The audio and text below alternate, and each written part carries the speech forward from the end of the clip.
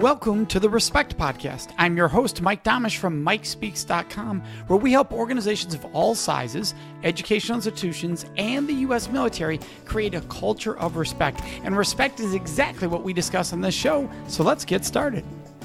And this week, I am super excited to have on a friend of mine, Darcy Luoma, who's a master certified coach, dynamic facilitator, and professional speaker. She's with us today to discuss her model, Thoughtfully Fit, and I just love that name, to help you be more thoughtful in every aspect of your life. Darcy, thank you so much for joining us. Hey, Mike, it's so good to be with you. Thanks for the invitation. Oh, absolutely.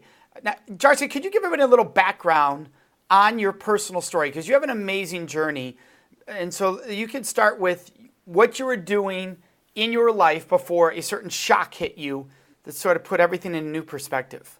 Yeah, so I was working for U.S. Senator Herb Kohl as a director of his Madison office for 12 years, and when he announced he was not going to be seeking re-election, he was going to be retiring, I hired a coach to help me figure out what was next, and it totally changed the trajectory of my career from being in politics and nonprofit education sector to launching my full-time business doing coaching and speaking and consulting. And so I launched that in January of 2013 and was really excited to jump into that. And yet it was also pretty scary because I was the sole breadwinner for a family of four. My husband at the time stayed home full-time with our daughters and took care of everything on the home front. And, you know, we've had some real adversity in the last couple of years in my life that I've had to put this whole model, Thoughtfully Fit, to the test to be able to overcome some real obstacles that were thrown my way. Business, luckily, was flourishing, but on the personal front, my marriage was falling apart, and I was really blindsided by that and caught off guard by some of the things that my husband was doing, and it required me to really try to figure out how to keep moving forward, given that everything I thought I knew was being questioned. My husband had really was living a double life that I didn't realize. And all of a sudden I found myself as a single parent needing to learn how to run a household in ways that I had never needed to do before. I mean, the simplest things, learning how to run my washing machine and what kind of gas the snowblower took and all these things, because I went from having a full-time stay-at-home dad to being a full-time single parent with 100% custody. And through this, you had already set up the Thoughtfully Fit profile. Right before this happened, you were like launching the model, you were writing it, you were setting it all up, and then this happens, and suddenly you have to live Thoughtfully Fit. Now, did it happen that quickly, like for you? And we're going to get into what Thoughtfully Fit is in a little bit for all of our listeners. But did you immediately go, I need to live now what I worked? Or did that become part of the process? Yes to both. Yeah, and you're right on. So I've been researching and developing this model for a couple of years. And this Saturday in March, my colleague and I sat down and really it all came together. We had flip charts all over and Post-its, and we're like, yes, this is it. And then it was, it was 4 days later that my life blew up. And so I didn't realize it at the time, just how valuable and essential this being thoughtfully fit would be. I didn't realize that I was now thrown into the biggest pilot testing of this model. But in reality, it's what helped me to get through the adversity and the dissolution of my marriage and my life as I knew it, by putting these principles to test that I had been researching and developing for so long. All of a sudden now, I got to live it. And it was critical in helping me get through to the other side, where I am now, really finding the new normal, and luckily in a place that I feel like business is thriving and flourishing. But that was not really the case for much of that period when I was going through those tough days and weeks and months.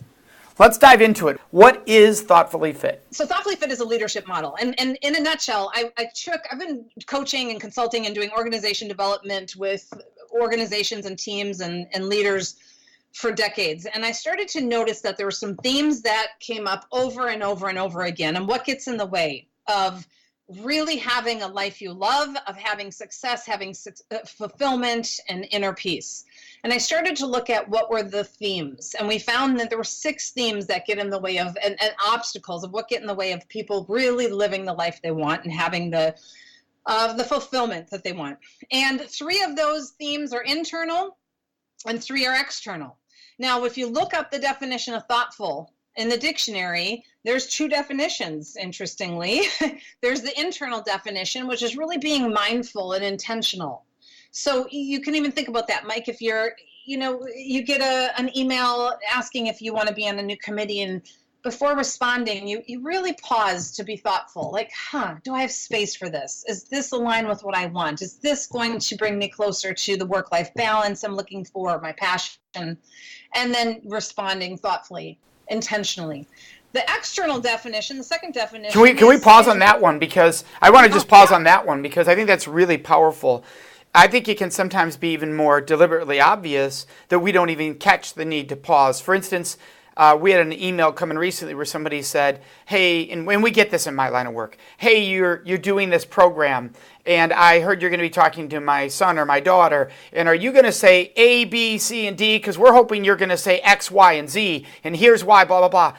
And your gut's like, there's no way I'm saying X, Y, and Z. Do they not understand the whole topic? Like, you're fired up and you want to email back like, that is not what we do. And then you take a breath and you're like, that's not going to accomplish anything here at all. So let's just take a breath and email back that, hey, we appreciate you reaching out. Here's what we do in the time we have with those students, and we look forward to talking with the students. You don't need to respond to everything, right? That's taking a moment to be thoughtful. And that's something we can all do. We can all want to fire back sometimes because somebody triggers us or offends us. And is that the same thing as what you're referring to, just taking that moment to pause? Yeah. It is, and your example is fabulous, Mike, because that example really encompasses both the internal and the external. So internally, you're pausing to think about, how do I want to respond to this? Externally, you're doing it in a way that the message can be received, not getting defensive, not firing back. And that is the second definition, being thoughtful. It's being considerate of the other person, right? So your example, where instead of saying, well, of course we're not going to say that, or that's not the training, you just said, hey, thanks for your email. We appreciate that. And here's actually what we do cover. Very thoughtful. So that's what the Thoughtfully Fit is about, how to be thoughtful in every action, interaction, and reaction, whether it's with yourself, pausing to think about how you want to show up and then acting from that place, or with others.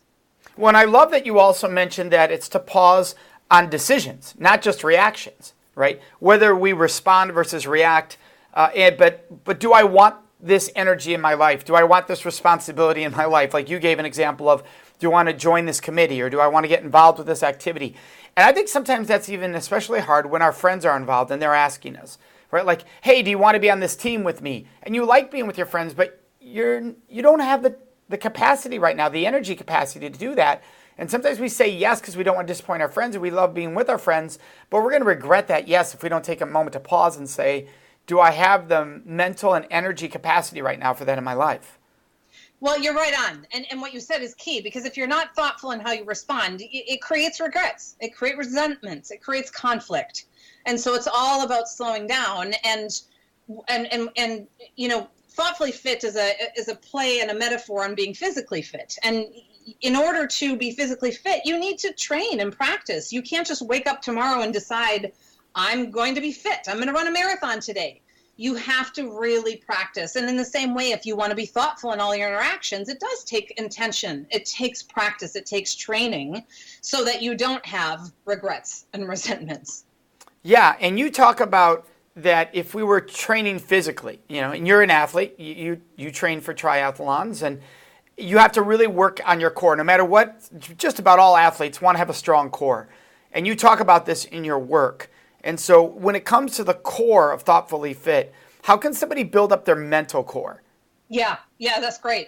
And you're right on. So physically fit, you got a strong core, everything's easier, you're less likely to get injured. With thoughtfully fit, the core is to pause, think, and act. And repeat. So when you were talking earlier about the pause, many of us don't pause and think, we just act. So we get that invitation, can you be on this committee? Thursday night is the first meeting, you look at your calendar's open, you reply yes, you put it on your calendar, and all of a sudden Thursday night comes and it's 5 o'clock, you're excited to go home because you're exhausted, you had a long week, and all of a sudden calendar pops up that you've got to go to this committee, and you're like, oh, dang it, why did I do that? Well, likely because you didn't slow down to pause and really think before acting. And so when you build your thoughtfully fit core, you don't just act or react. You pause. Give yourself some time to think. And the think always involves asking questions. Asking thoughtful questions of yourself. Is this where I want to be spending my time? What do I really want? And then also thoughtful questions of others. If it's in a relationship with someone else, instead of just pounding and jumping in and responding or reacting or giving advice or fixing, what is it? I'm sensing that there's some frustration here. What are you frustrated about, or what do you want from this relationship? And then you act from that place with the new awareness you have from pausing and thinking and asking those thoughtful questions. That's the core. Yeah, and what I love about what you're sharing here is you're a coach. You are very open about you're trying to help other people coach themselves. And some people go, well, why would a coach do that? Because they want the business. They want people to hire them as a coach. But what you're really trying to create here is a self-guided ability to help ourselves coach ourselves. Is that correct? That's absolutely right. And how it happened, the spark, many years ago, I ran into a client at the grocery store and she said, oh my gosh, Darcy, I have to thank you.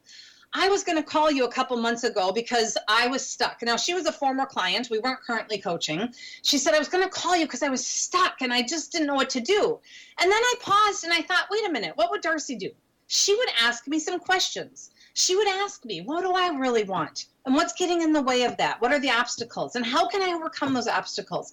And she said, I coached myself and I want to say thank you because you gave me the capacity to coach myself. And that's where it dawned on me that there are skills, there's an ability for people to be more thoughtful in their lives by slowing down, building their core, to pause, think, ask yourself those questions, and then act from that place of new awareness. How do you get better at asking the right questions or creating more possibilities in your questions? Because I can imagine some people will fall into the trap of asking the same question all the time. And that's going to become a limiting thought process. Yes. Yeah, so I don't know if you want some really concrete tips and asking. I do whole trainings on how to ask thoughtful questions. I'll give you and your listeners some really concrete tips.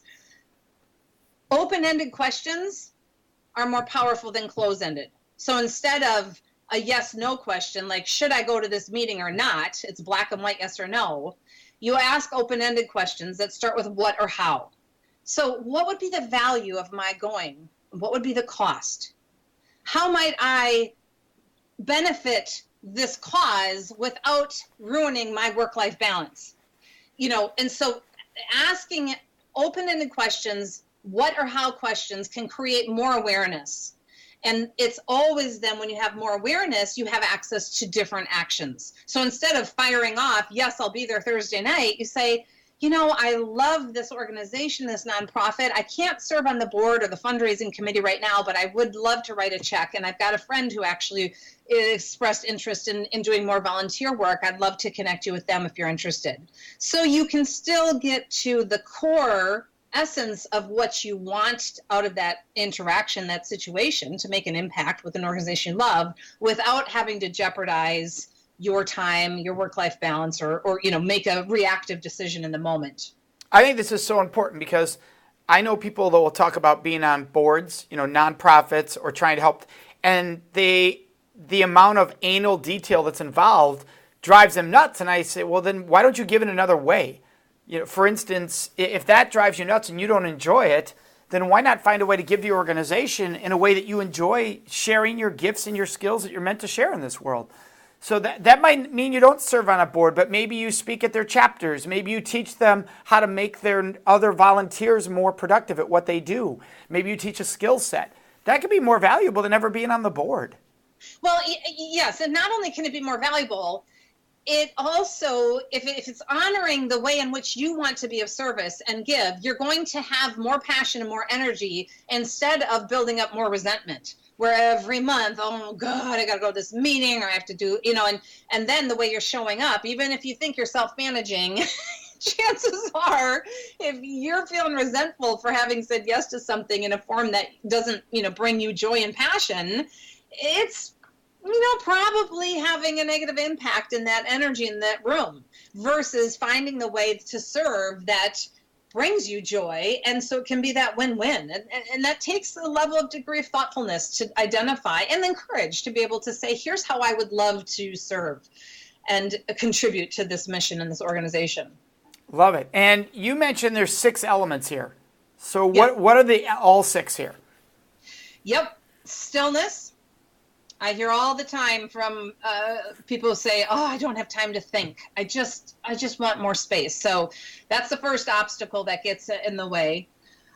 Next one is strength. Strength is all about being able to consciously choose how you want to show up in every situation instead of being on default or in autopilot mode. Well, let's pause on each one just because I want to really get our listeners thinking about where they have stillness in their life. Because I know people that say, I have stillness, like I won't do work, but then they're on social media. Real stillness means I'm not putting anything in my brain. I'm allowing the brain to be still and be almost an empty void. Of course, thoughts come in. That's normal.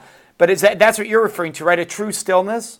Absolutely. It's like quieting the mind and not filling it with social media, with Netflix, and stillness can come in different forms to quiet the mind. Some people like to go for a walk in nature. Some people like to cut vegetables. Doesn't mean that you have to be sitting still, but your mind, giving yourself the ability to have a quiet mind to be able to process, reflect, think.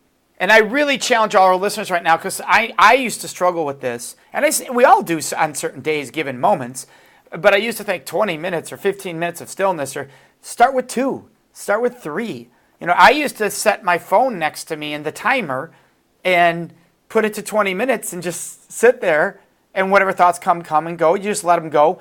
But it's amazing if you say, I'm going to challenge myself to 20 minutes or 10 minutes, you'll do it. You'll find a way to do it. So it's almost like, hey, I can do this. I'm going to challenge myself to have this stillness, because once you do it, you realize, all right, I am capable of this, because some people just don't think they're capable of it. Well, yeah, and I don't know, Mike, I'm curious, have you found then when you create that more stillness that your productivity and efficiency actually goes up? Oh, without a doubt, because what happens in that stillness is, while you're trying to quiet the mind is going through thoughts to allow it to be quiet. It's clearing the thoughts that are on the top of it right now. So that thought pops into your head, and you have that thought there for a second, and then you let it move on. But maybe in moving on, you come out, a solution popped up at that time, even though that's not why you're being still. So when you come out of the stillness, you feel like, okay, I know what I need to do, even though that wasn't why I was doing it. I was just trying to create stillness. I find you can have really profound results in that stillness and the rest of your day. You're right on. And I think for me, I also struggled with this, and I still do. I mean, I struggle with all of these, but my fear was that I was going to be less productive. And the exact opposite happened. I became more productive when I took time to quiet my mind, more thoughtful. I love the quote that if somebody says to you, I don't have 20 minutes, I'm so busy I don't have 20 minutes, that means you need to take 40. I love that it should be double. If I don't have an hour to meditate, well, that means you need to take 2. Because something's wrong. Something's not wrong, but something's out of balance, because I don't want it to be a guilt or a shame thing. Yes, you got it. So number 2 was strength. Yeah, number 2. And the first 3 are the internal. So these are in how to be thoughtful with yourself. Strength is about choosing consciously how you want to show up in every situation. And it takes strength to be able to have the courage to self-manage, to leave that argument behind as you walk in the door, to your family, instead of being like, to be able to have the courage and the strength to say no, a thoughtful no, to honor yourself. So strength is a tough one if that muscle is not well developed. And I say that because the more you do it, the easier it gets. Just like with the physical fitness, the stronger you get, the easier it gets. Well, and I think strength is at the heart of why I wanted this on the show, right? Because we're the Respect podcast. And strength is the one area where people fail to respect themselves. when we believe in something or have a boundary and we don't stand for that, when we have the opportunity, I'm not talking when somebody forces onto you. I'm saying when we have a free and open opportunity to make a choice and we don't exercise our choice to respect our boundaries, we're failing to stand strong for ourselves. Yes. And so I think strength is so important because it's about standing for what we believe in, including ourselves. Absolutely. And that's powerful when you can have the strength to stand for what you believe in and to choose consciously how you want to show up in any situation. It has a positive impact. Yes. All right. So then we're at number 3. Yep. Number 3 for the internal is endurance. And this is all about being able to overcome obstacles. It's about embracing a growth mindset to be able to deal with adversity, whatever life throws at you, to have the endurance to know that I can make it through this. Absolutely. Number 4? This is where we get into the external. So 4, 5, and 6 are external, dealing with other people. First one is flexibility. This is all about stretching for acceptance of others just as they are.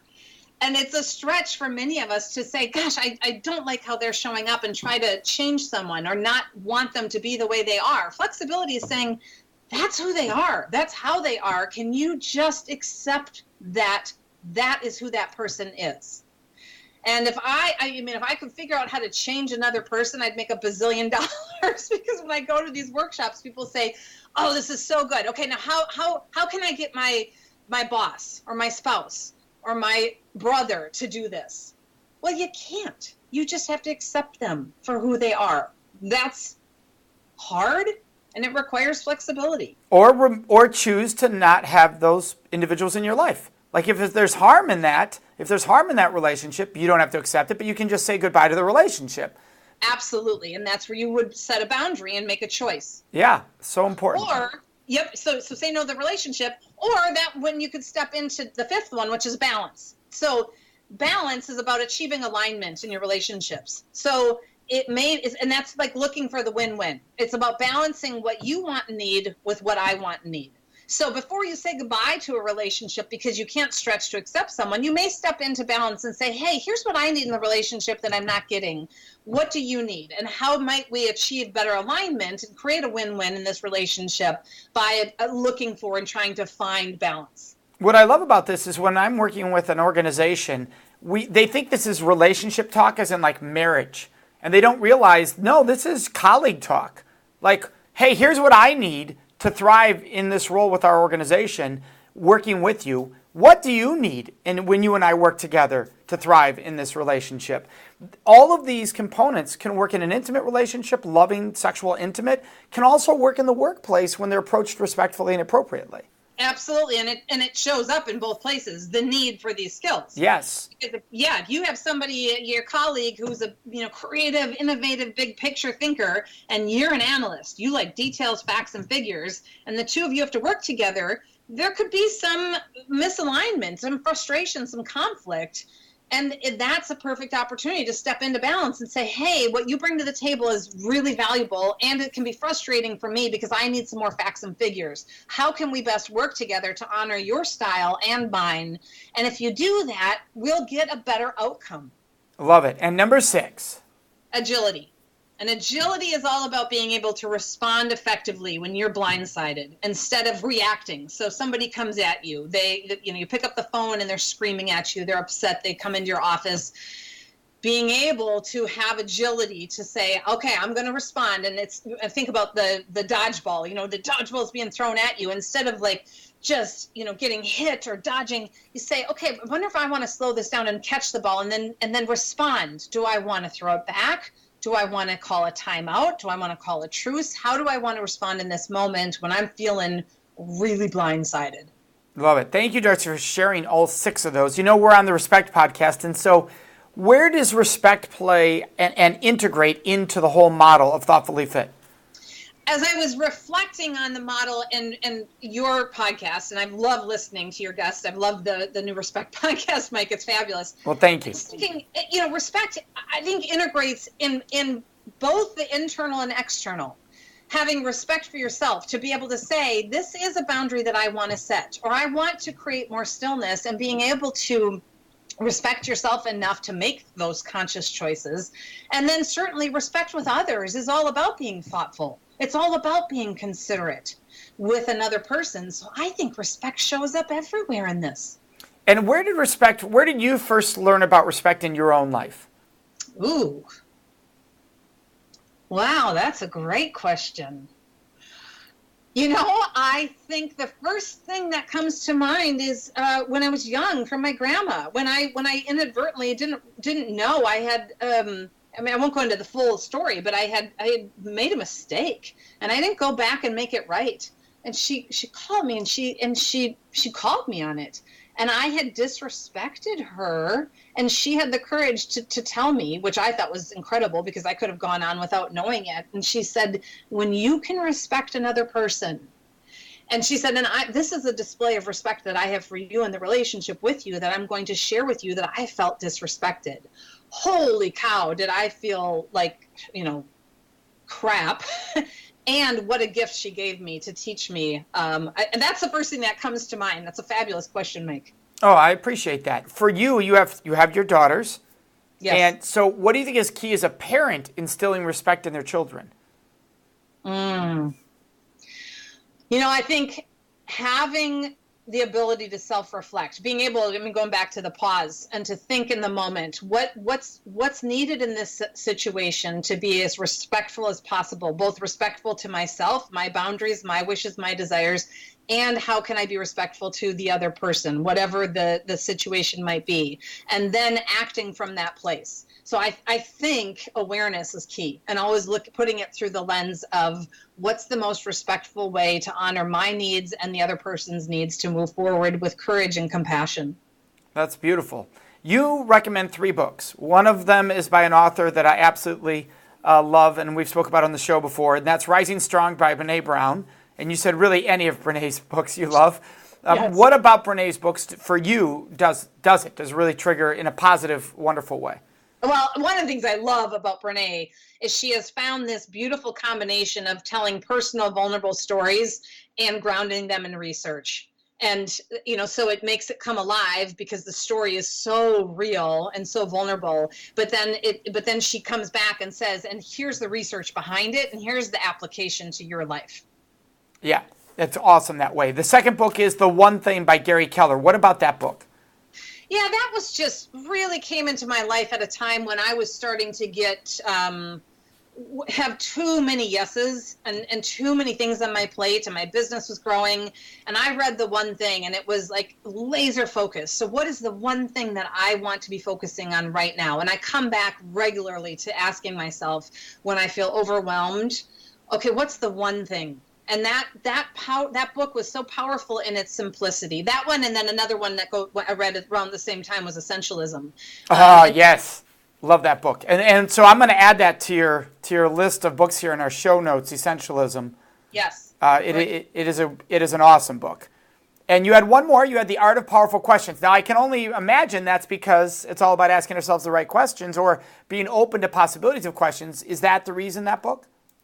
Yeah, it is. And because questions is the place where you can access new awareness and right, being curious, whether it's with yourself or being curious with another person. And so how do you ask powerful questions? It's very different than asking a question like, well, what time of day was it? And what were you wearing? And what did he say? Those are not powerful questions. Those are not thoughtful questions. It's about really trying to get to the essence and the heart and to create new awareness. Darcy, if somebody wanted to participate, be able to dive into the Thoughtfully Fit model, is there a way somewhere they can go and really learn this and live it and dive into it? Yes, lots of ways, lots of free ways as well. My website, darcyluoma.com. Which we'll have in the show notes, because your spelling is a little unique. You like me, have some last name nobody can spell right. Yes, that's right. So for our listeners, if you don't see the show notes, it's Darcy, which it sounds like Darcy. But Luoma's Luoma. Yes, and Darcy, Darcy with a Y. And so we've got on there, a whole section on Thoughtfully Fit. We've got a blog. Every week we put an article up that talks about how to be thoughtful in your life, whether it's dealing with emotional intelligence or conflict or tough conversations.